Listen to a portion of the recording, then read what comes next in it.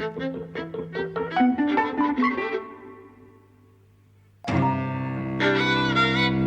and welcome to Eavesdropping at the Movies. I'm Mike. And I'm Jose. We saw Blade Runner 2049 again. Yes. We were both keen to see it again. Yes. I found it particularly rewarding the second time. I don't know about you. did as well. A particular feature, a particular aspect of watching procedurals or films where revelations are quite important to the plot, that I think the second time you watch them, it's a really different experience because now you know everything, all the truth of all the characters and the story. Yes. I think the first time you're watching them, you're trying to follow the plot and you're trying to work out what's happening and so on and so forth, and that's why the revelations have a big impact. But it does mean that you're kind of distracted from everything else because the plot is the most important thing. And the second time you watch these films, so for instance, watching this, now you know from the start that Joe is not Deckard's son. Yes. And that actually it's a daughter, and you're led along the way thinking that he's the son the first time you watch it. But now that you know that, you can concentrate on so many other things. Let me just interject with a couple of things that had been bothering me, right? So I kind of... Well, I'd like your view, but I'd also like just to get them off my chest, really. So I think in the last podcast, after we'd seen the film, I said something like, that I was queasy about the representation of women in the film, right? And actually, subsequently, I've heard from friends whom I like and respect very much, that they found the film dull, that they found it racist, that they found it sexist, and I'll begin with the sexist bit, because actually upon seeing the second film, what had made me queasy in the first film was, that women are machines, that some of them are there for sex, that there's a ninja woman, who's like seems a bit of a cliche from other action films from the 90s onwards, that had niggled at me. But actually, seeing the film again today, it's put all of those things at rest. I mean, I now see the film as, Kay, who kind of has these connotations. My friend Andy Griffith was saying, well, it has these connotations of like Kafka's Kay, the anonymous kind of person being kind of driven by forces he can't see or control. And then throughout the course of the film, he becomes Joe, like Everyman Joe, right? And, what happens to him is, he falls in love with a machine who has shared a history with him and who he's learned to love and who has learned to love him as well, right? Because she self-sacrifices for him. The other thing that happens at the end is that he learns to love Deckard, who is potentially also a machine, right? So, what overcomes, he becomes humanized through kind of learning to love, that which is meant to be enslaved and unlovable, right? And actually the worst moment and the most touching moment in the film is the moment where he sees the same model of the woman he loved, right? But actually... Joy, her name. Joy, yes. But now removed, with all the history and feeling removed, and just kind of objectified into an object, kind of completely dehumanized and become just like a kind of a sex toy, right? And that's the saddest moment in the film. That's what I said the first time. I said it was heartbreaking. Although yes. I didn't explain it in such beautiful terms. Thank you. Anyway, so how you can call this a sexist film when that, if you agree that is its storyline, and that's what it does, right, then it seems to me to be like the opposite of it. And aside from that, there's such a range of representation of women, right?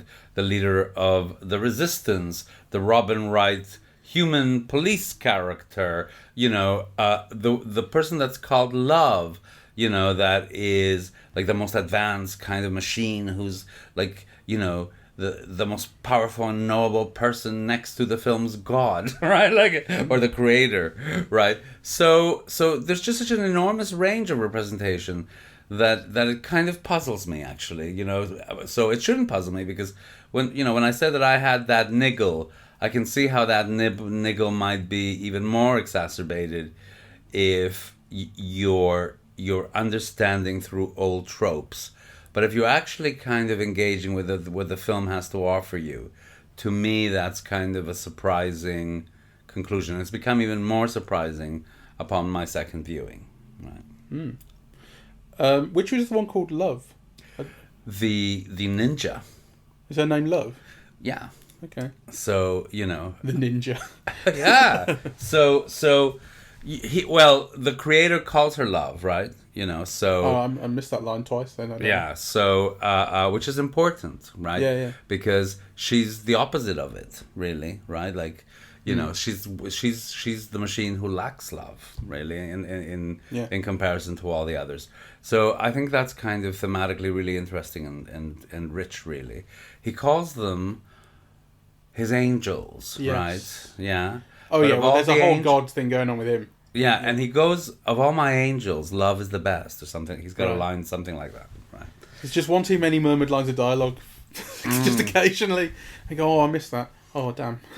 But, yeah. Yeah. So, and the other thing that I just want to spew on was, you know, the accusation or the experience that people have that the film is dull. And actually, obviously, you can't deny people's experience. If they found it dull, it's dull to them. You know, but it made me think that maybe people have forgotten to the visual dimension of, you know, engaging with and making meaning from and feeling, you know, around cinema, right? That kind of... It is feeling, isn't it? It is. It's a huge component of this film is atmosphere and feeling and the time it takes to... It's rich, you know? Yeah. Visually, particularly. And but it also gets inside you. Sorry to cut you off. No. It also made me wonder if we're so used to watching narrative on television, which is really so plot laden, right, and in which dialogue occupies such a central place in communicating the plot and the story, that, you know, we've forgotten to just watch images. Look, right? Like, yeah, that kind of, you have this incredible image, it's this huge image, and it's conveying so much, it's so rich, right? That, and I think, at least, you know, from just casual conversations that I've been having with friends, you know, I mean, that doesn't, they don't seem to see that, really. And to be fair, we did see a couple of people leaving the theater today. Yeah, they didn't seem to come back, did they? Yeah, so other people are finding it dull. I think also it is over 2.5 hours long, and I think once you get into a rut with a film, it can be hard to get out of it. I think, you know, it can be hard for the film to kind of win you back round. Yes. But this idea that you're an agent, right? That you're somebody who's engaging with, you know, this incredible thing that's being presented with you, and that you have an active role to play in it, right? That you're not kind of just lying back and let it all happen to you. That, you know, the experience that you can have, you know, is reliant on you actively engaging, you know, all your senses with what the film has to offer, right? Kind of, yeah, I just kind of wondered if there's something there, because, you know, how this film that's so visually rich and beautifully designed and so gorgeously filmed, you know, somebody said, oh, I didn't like the design, I didn't like, you know, like, I just kind of... Well, yeah, I mean, that kind of baffles me. It's slow, but it's very rewarding and rich, right? It rewards attention. Yes. Right? If you're looking... It's not like it's hard to watch, right? It's not like you have to... It's not like if you're putting in no effort, it should be difficult to watch, you know? No, but it rewards your attention. Yes, but I think if you're not putting in any effort, if you're not asking, what does that mean? Or why are we seeing this? You know, or trying to connect, you know, the patterns that recur throughout the film, both in gesture and dialogue. And so if you're not kind of actively, you know, trying to make sense of those things, if you're not actively engaging, it could be dull, because in a way, kind of not much happens. Yeah, I think, right? Yes, like in terms of plot, right? So yeah, I can understand that, but I also feel, well, you know, it's the audience's fault. It is a little bit, isn't it? It's nice to blame an audience every now and again. I do it all the time. Something that I wanted to say was that the first time I saw it, I wasn't really moved, although I saw why it was moving at certain points, particularly towards the end. But I wasn't terribly moved. Whereas the second time we just saw it, I got a little bit weepy at the end. Yes. The very, very final moments where Deckard goes in to meet his daughter, and it's a wonderful performance from Harrison Ford. This kind of this shaky, nervous, reaching out, and then this half smile, and then cut to black. It's beautiful, and I got a little bit choked, and it might partly be because I watched Notting Hill last night, and so I'm in that zone. Right. But I think Deckard is much more rewarding the second time round, because after there's such a build up from the first one, we've been waiting 35 years, and Deckard has become this kind of icon of cinema, and the whole question about is he a replicant or not is one of these kind of classic sort of cinema questions, despite the fact that I'm not convinced it's a very important one. It's big. And so you kind of, I think he's been built up an awful lot. Certainly it was to me. The idea that this is very important characters coming back, and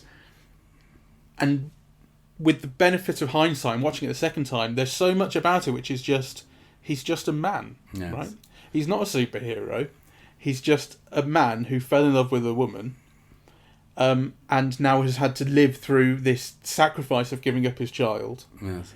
And that final reunion right at the end meant so much more the second time with the benefit of the hindsight and context. For me, kind of, what I noticed much more this time, what made it more beautiful, is like the connections that you could make between scenes, right? So if you remember Joy, when she's with Joe, and he buys that new machine that basically kind of embodies her, right? That she's pure electronic code. The Emanator.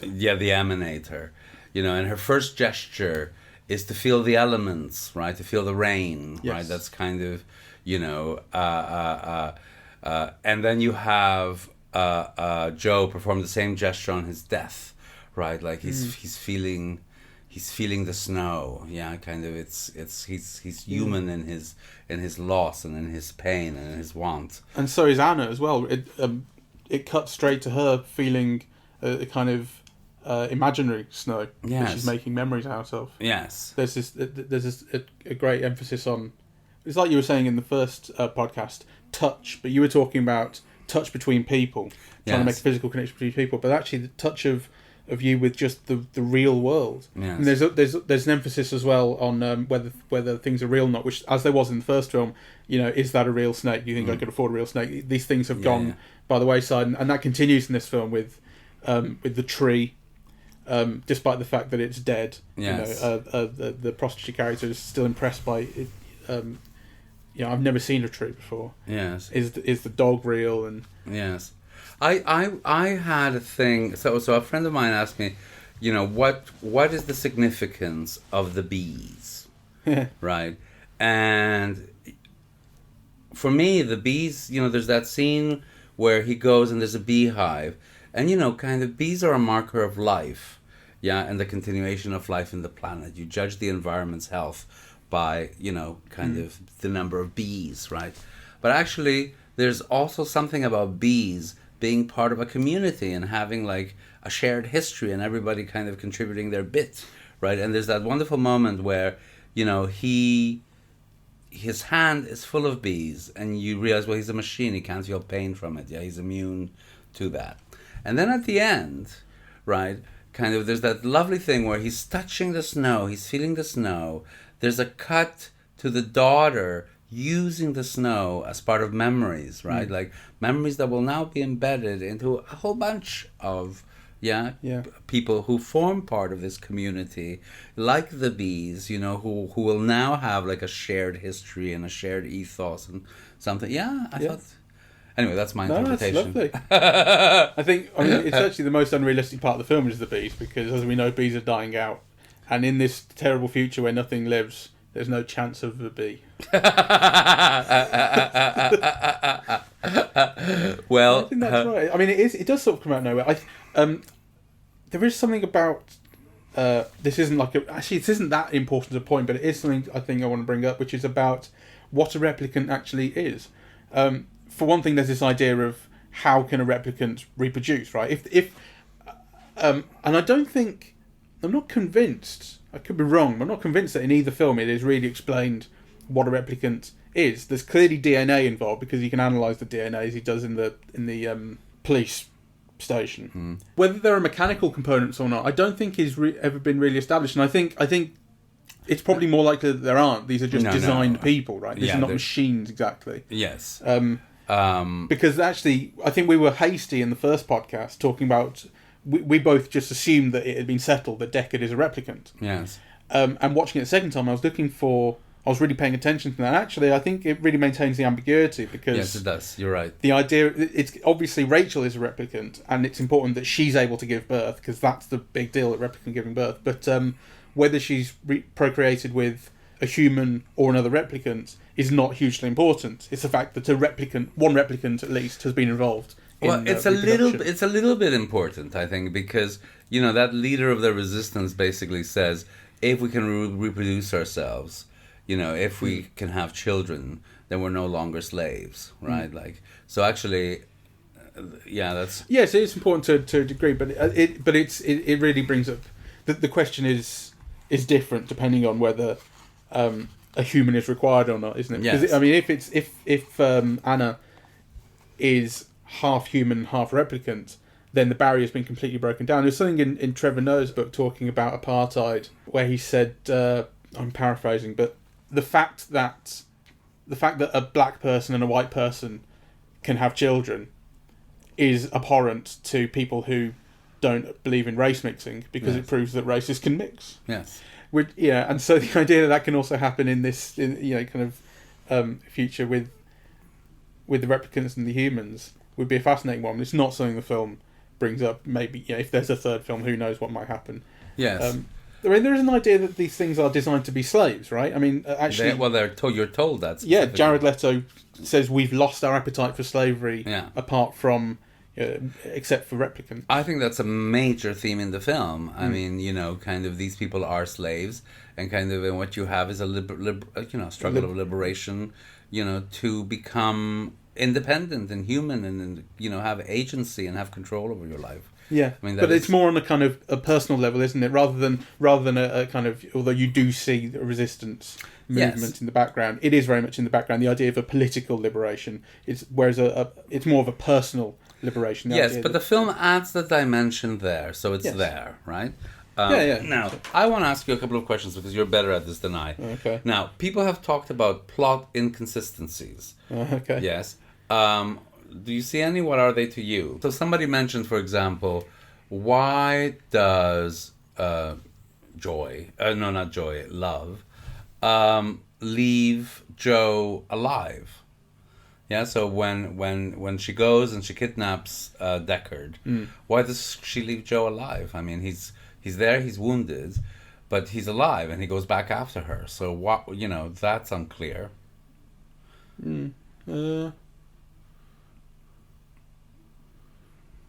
I don't know. Right, and also I think there's something about her.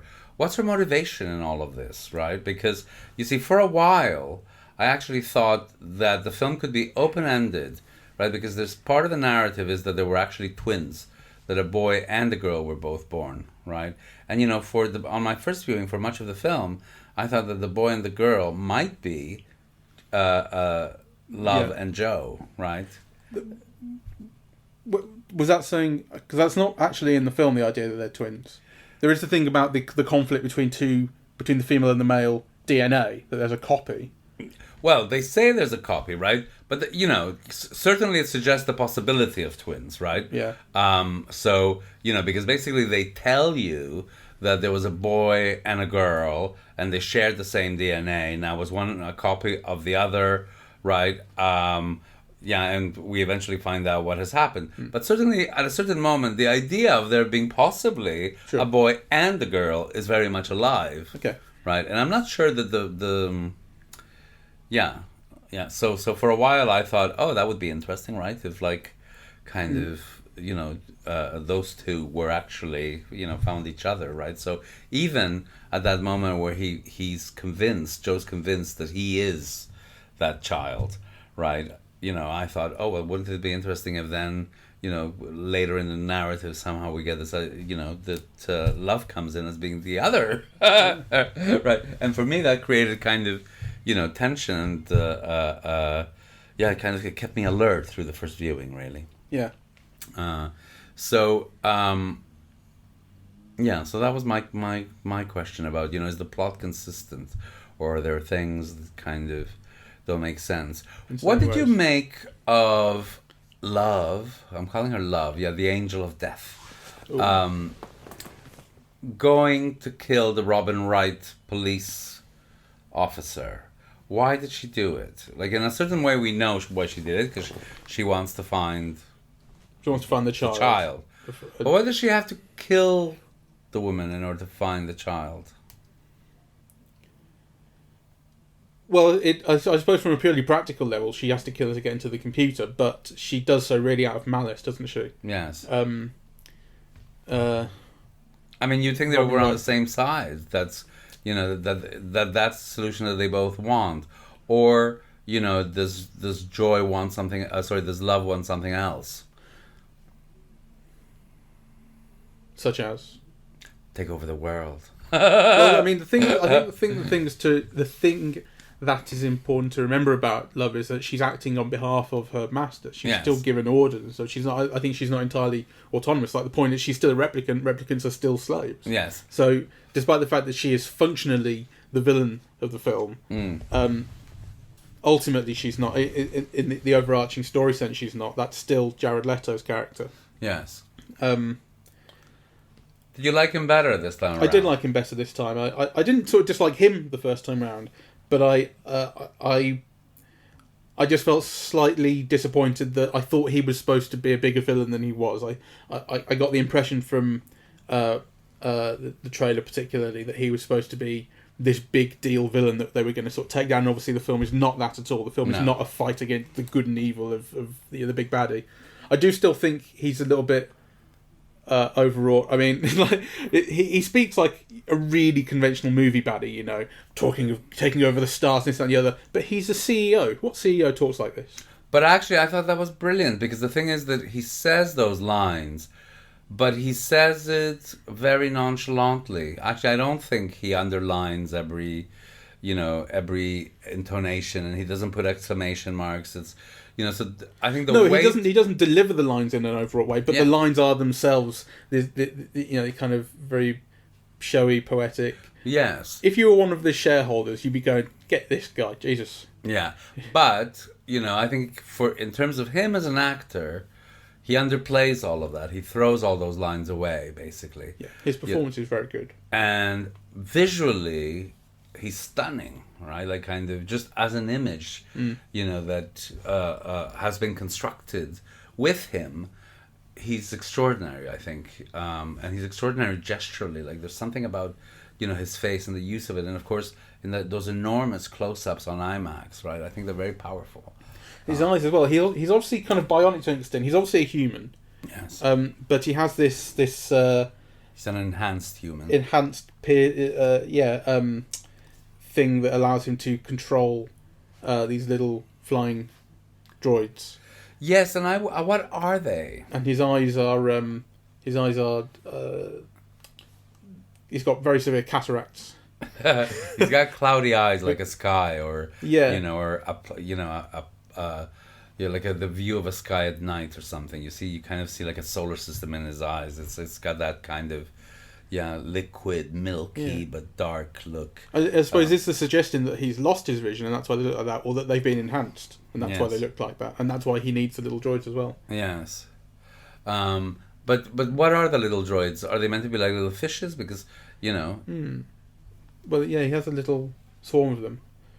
Like bees. He's the queen. And there's something also threatening and accusatory. It's almost like...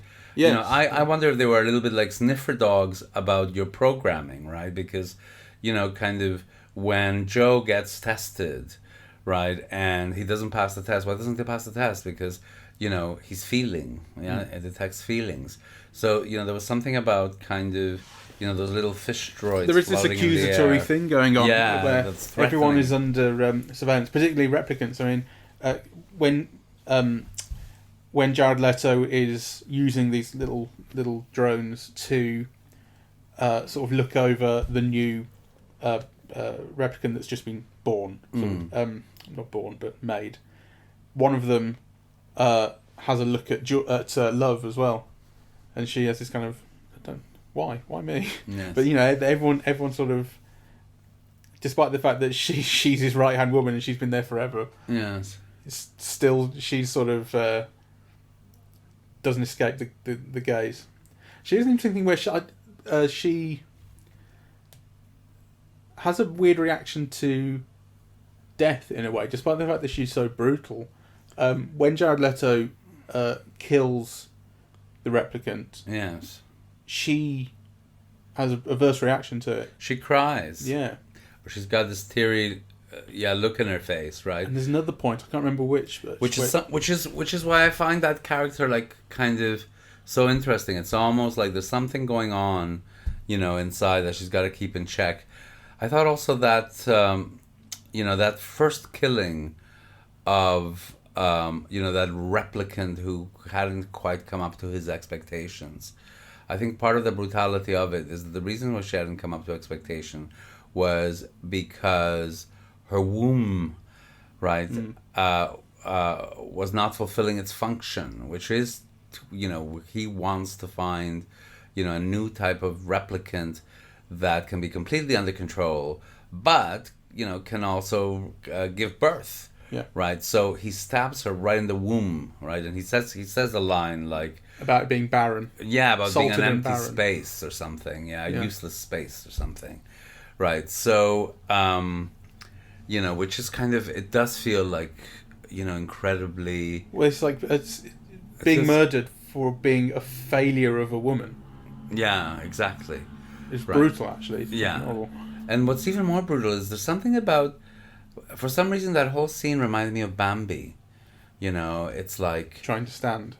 Yeah, yeah, and also the positioning of the legs. It's kind of, and the actress playing her had quite large eyes, so I think there was kind of something like that. There's it's trying to play up some of the innocence and as opposed to experience, I suppose, and vulnerability and beauty. So anyway, the camera kind of takes in her body with this long pan upwards that takes in a naked figure, and in this kind of, there's an awful lot of emphasis, isn't there, on naked women. Yes, there is. Those big adverts as well, those holographic billboards. Yes, there's an awful lot of that. And I think this film has taken it further, because if I remember the first film correctly, there was a lot of kimonos, and there was the Joanna Cassidy character, who was playing with her snakes in the circus, or the strip show, or whatever it was. So that has certain roots in the original film.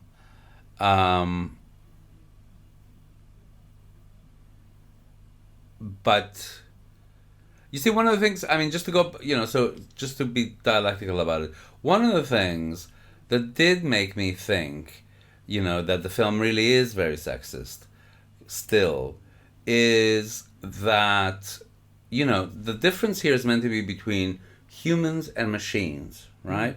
And so you have humans and replicants. Non-humans, sort of imitation humans. Yeah, sorry. Humans and non-humans, right? So, and the reason why you have all these pleasure, joys is, because kind of both non-humans and human men, want something perfect to have sex with. But then the distinction is human, non-human. Why aren't there all these male sex slaves half naked or, offering their services, to the women who are humans, right?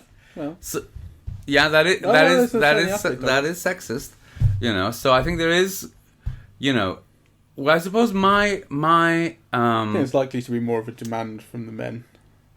Why?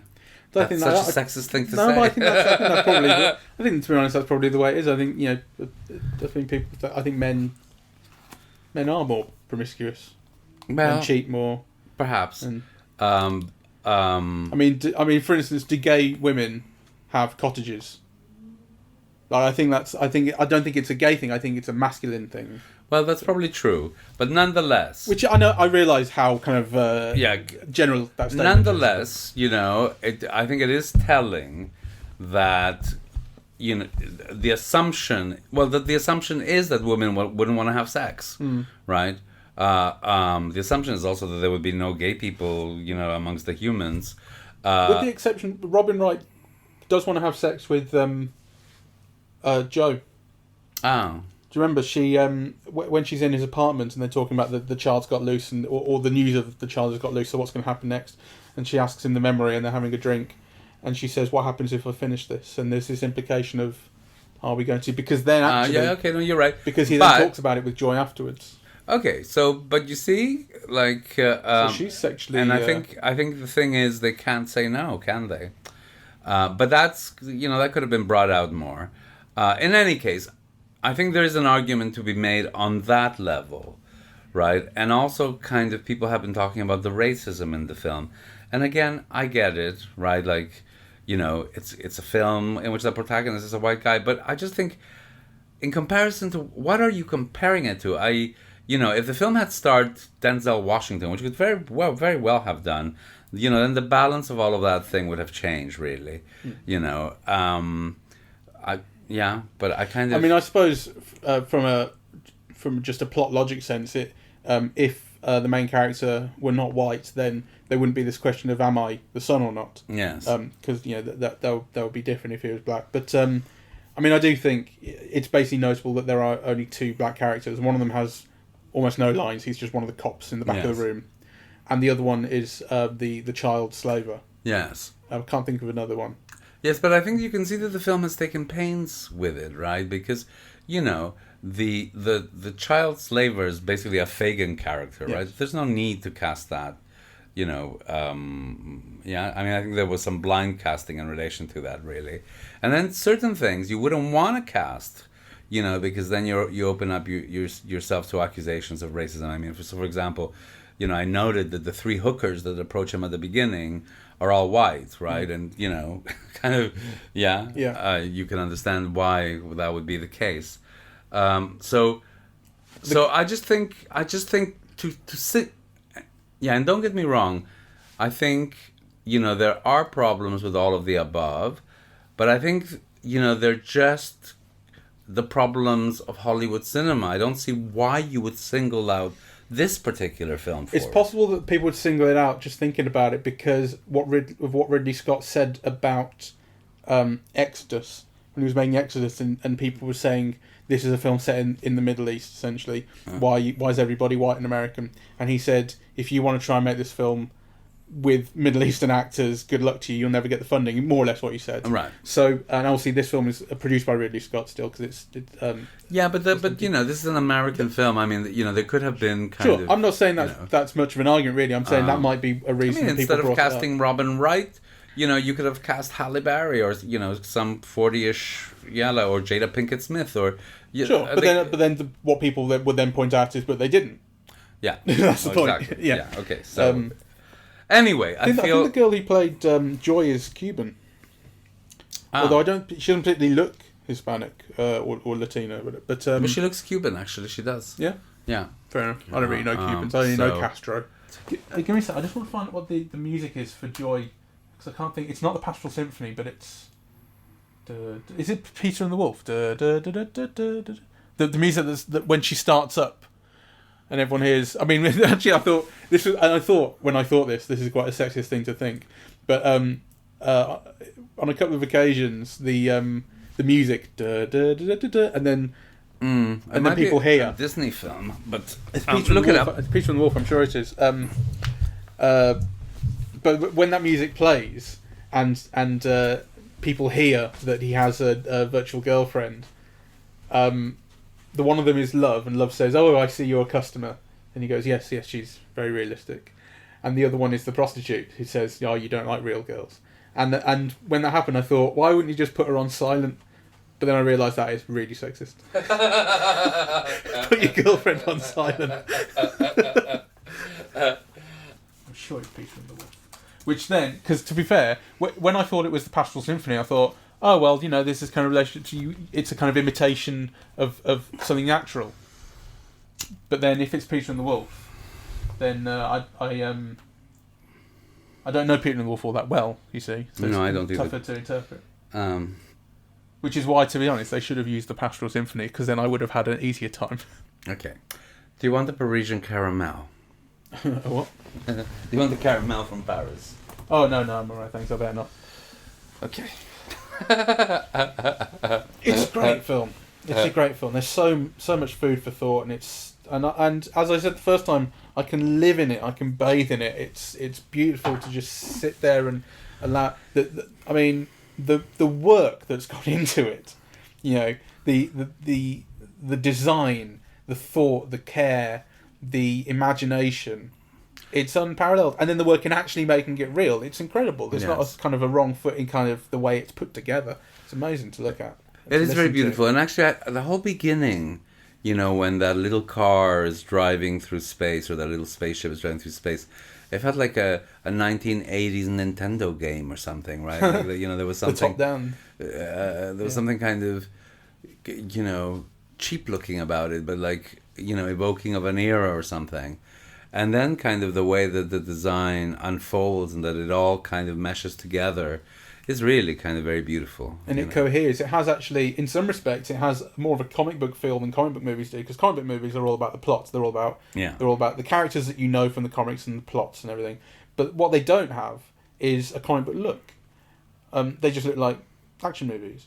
And actually, to find a comic book movie that looks like a comic book, you have to go back to Hulk, the Ang Lee one, where he's trying to do stuff with panels kind of crossing over each other, which doesn't really work all that well, but he's trying. Yes. I mean, to me, in this film, there's a use of colour, the way that comic books do, with the way that palettes are used to envelop scenes and give them cogency. So you have the entire thing, the yellow and orange and red, when he goes to the radioactive place, and you have just the white. It's almost grayscale, some of those things in the police station. I also, I mean, so in a way, kind of, the comic book movie analogy doesn't work for me, but I think what you do point out that I feel quite strongly is that, in comic books you have panels that are so symbolic, right? Like, the kind of, they really are trying to express within very limited means and kind of, get the most expressiveness out of that kind of little square box. Line drawings, basically. Yeah. And you get that here, right? Because some of the images are actually quite simple, like graphically, but then they're kind of very potent. They're very powerful. They work very effectively. And it's that simplicity of what the images are built out of that makes them more powerful. They're not cluttered, and that simplicity of design. Yes. But what it also takes basically is a real kind of artist's eye to build to create those images. Yes. I mean, there are also very simple films, very visually simple films, and that aren't expressive. And to go back, to I think why maybe some people are bored, when watching the film, is because most of the film's meaning and feeling and expression is being conveyed through these images. It's not through action, largely, and it's not through words, right? Kind of, the images are carrying the majority of the work of the film, and if you don't give yourself over to them, and if you don't kind of engage and question and engage in a dialogue with those images, then I can see why the film seems an impoverished experience to some, but not to me. All I meant to say about the comic books was not that Blade Runner is trying to use panels, so it's not at all. All I meant to say was that. Actually, it's just a criticism of comic book movies, because if you're trying to interpret comic books onto the cinema screen, you think you'd like to do it visually, which they don't at all. Whereas actually you can identify a certain technique, which is the use of colour palettes, to give scenes cogency. That is a technique which is absolutely on display in Blade Runner, and you'd think that it should really be on display in The Avengers or something. It's just not. Yes. And like I say, if you go back and watch Hulk, there's a couple of those scenes with montages where images start kind of flying in from all over the place, and they actually use panel-like imagery to build these montages. It really doesn't work overall, but he's trying, and he's going, let's, instead of just having a comic book character do the stuff that he does in the comics. Let's try and convey it visually too. It's a failure, but a noble one, that film. Okay, last word on Blade Runner 2049 second viewing. Superior to the first time, and the first time was great. It's so much more rewarding because once you've got all that stuff in your head about what the plot is, and you no longer have to concentrate on following the details. Kind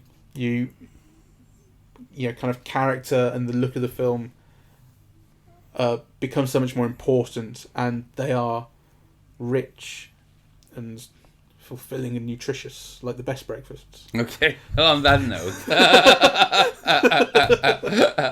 let's leave it here.